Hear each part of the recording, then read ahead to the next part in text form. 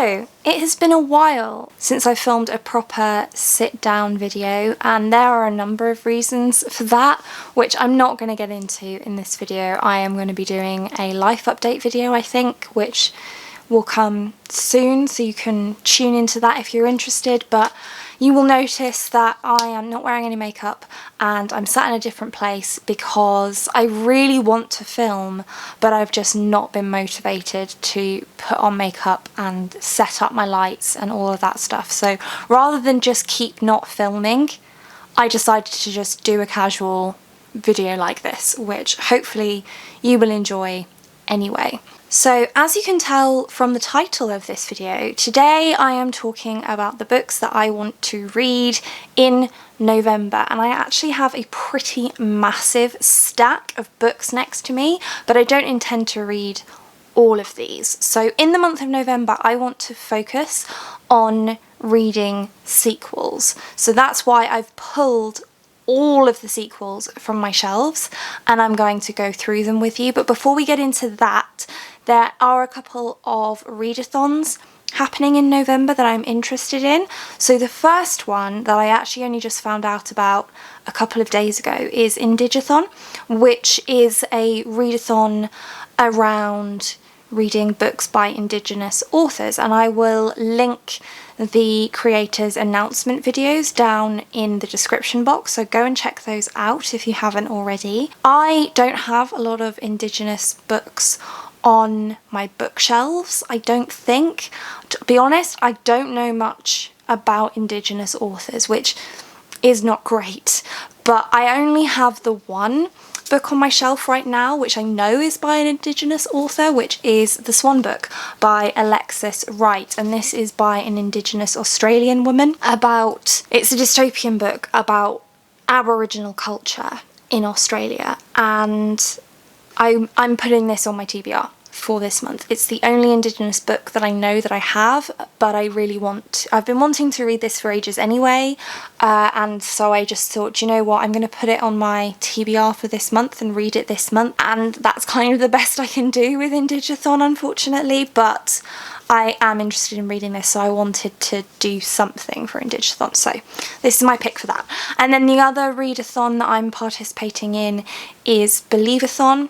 And again, I will link the announcement video for that down in the description as well. This is a middle grade readathon, which is why I want to participate, because I love reading middle grade fiction, and there are actually 13 prompts in total, and I'm not going to be reading 13 different middle grade books for this readathon, but I am going to be doubling up. So two of the books that I'll be reading for Believathon are Keeper of the Lost Cities books 8 and 8.5. So book 8.5 Unlocked comes out on the 17th of November, and I will be reading it when it comes out. So I need to read this one, which is Legacy, and then I will be reading Unlocked. So I've put both of these on the TBR for Believathon, and they satisfy the prompts of the key, the scream, the torn page, the crown, the dagger, the footprints, the hand mirror, the chain, and the shadow, if I read both.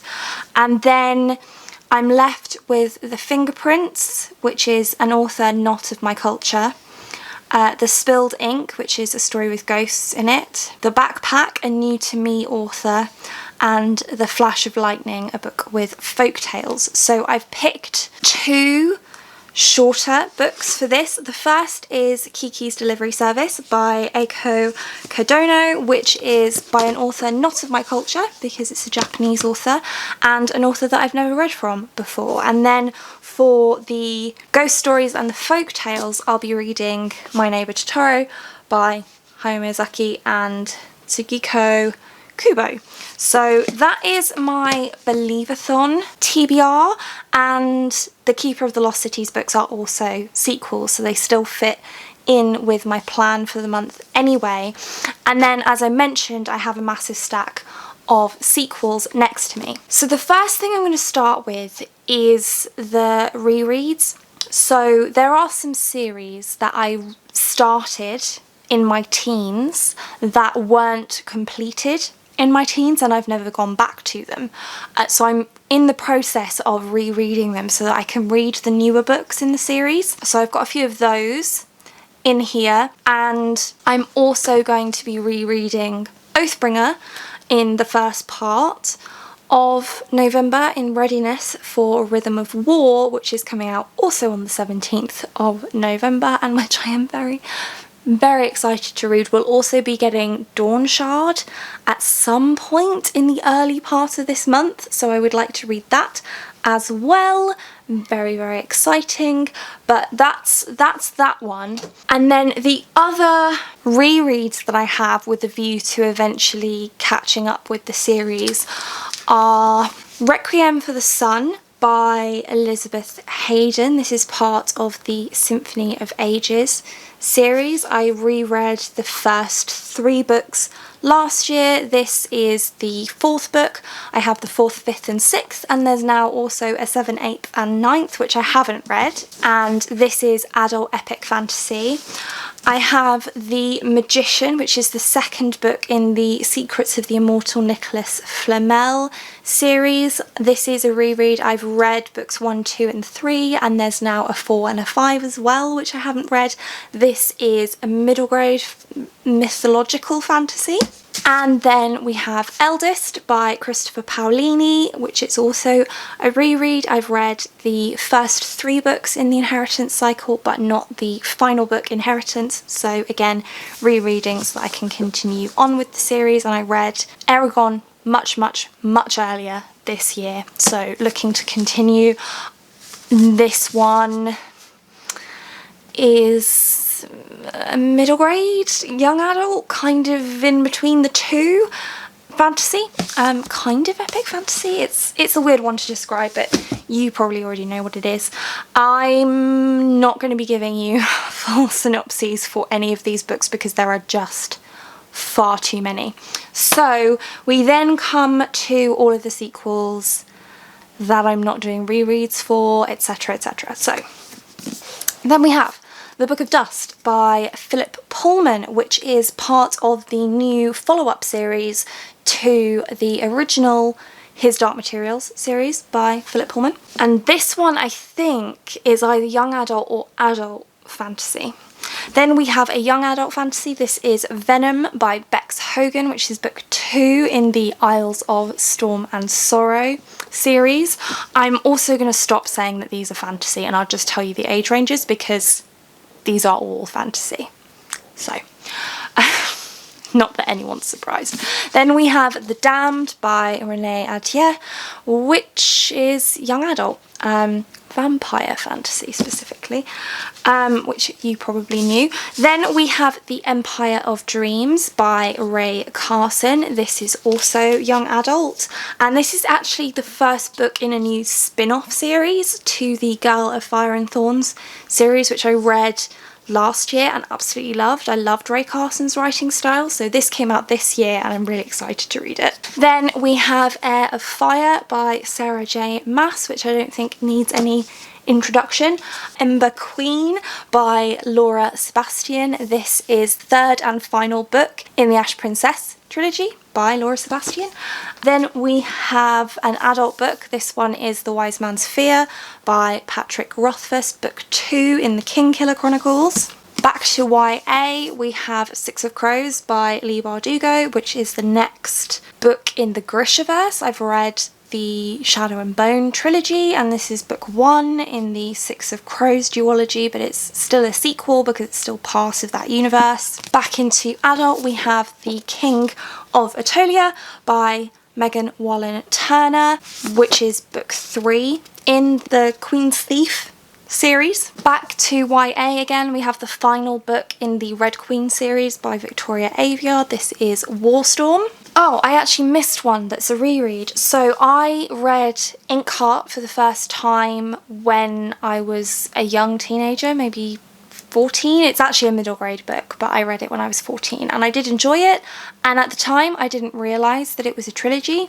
I only just found that out recently, and so I've picked up the trilogy in these beautiful new covers, and so I want to reread this one so that I can read the rest of the trilogy, so I forgot that one, sorry. Then back into adult again, we have The Obelisk Gate by N.K. Jemisin, which is book 2 in the Broken Earth series. The Shadows, which is book, I don't even know, 11 in the Black Dagger Brotherhood series by J.R. Ward. 1, 2, 3, 4, 5, 6, 7, 8, 9, 10, 11, 12. It's book 13. Book 13 in the Black Dagger Brotherhood series by J.R. Ward. And although this one is fantasy, it's actually mostly romance.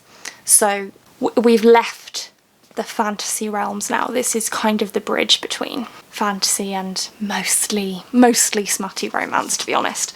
And then finally, we actually have 2 books in a series. So we have Record of the Spaceborne Few and A Closed and Common Orbit by Becky Chambers. These are young adult but sci-fi, and I think I've done those the right way around, or have I? No, this is book 2 and this is book 3. I always forget which way around these go, but I absolutely loved A Long Way to a Small Angry Planet. I suppose technically these aren't sequels, these are companions, but you know, close enough. And that's it. Those are every single sequel that I have on my shelves, apart from books later in series. So for example, I have more books in the Black Dagger Brotherhood series, more books in the Inheritance Cycle, etc, etc. But these are the ones that are kind of on my immediate TBR for the month of November. I am not going to put them all on my TBR cart because they won't fit. That's the simple answer. So I'm just going to put them back on my shelves, and very much mood read for this month. I'll put the Swan book and the 3 middle grades that I mentioned for Believathon onto my TBR cart, but beyond that, that's it. And the only book we have left to discuss is my TBR jar pick. So let us pick a book from my TBR jar for November, because clearly I don't have enough books on my TBR for November already. Okay, here goes. Would be really handy if this is a sequel. Chances are it won't be. Let's see. I think I've got 2. Get rid of 1. Okay. Oh, it's Temeraire, which I've actually already read. So I did say when I set up this TBR jar that I wouldn't be taking out the books that I've read because it's just too much hassle. So I've picked up the other one that I had put back in. Oh, The Girl of Fire and Thorns short stories, which technically I suppose is a sequel that I didn't include here because it's kind of an anthology. But that's actually perfect because it's set in the same world as this, so I can read those and then I can read this. So that worked out very, very nicely. Totally unplanned, by the way. Of course, I don't have X-ray vision, so amazing. So that is my pretty enormous TBR for November, but as I say, I'm going to allow myself to mood read within this. That's kind of why I like doing these kinds of months occasionally, because it does just give me a little bit more freedom.